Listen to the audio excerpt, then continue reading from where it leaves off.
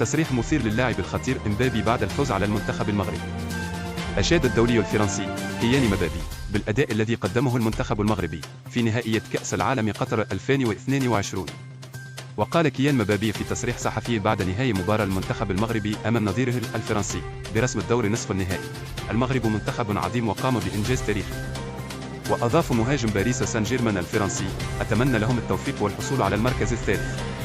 وأقصي المنتخب المغربي من الدور نصف النهائي أمام المنتخب الفرنسي بعد هزيمته بهدفين دون رد. كما حرص كيليان مبابي على مواساة زميله أشرف حكيمي عقب نهاية المباراة. وظهر مبابي مع حكيمي عقب نهاية المباراة، وتبادل الثنائي الحديث على أرض الملعب، وانضم إليهما مدرب فرنسا ديدي ديشام وصافح حكيمي. عقب ذلك تبادل ثنائي باريس سان جيرمان القمصان، وحرص مبابي على ارتداء قميص المنتخب المغربي وذهب لتحية الجماهير بعد تأهل فرنسا للنهائي.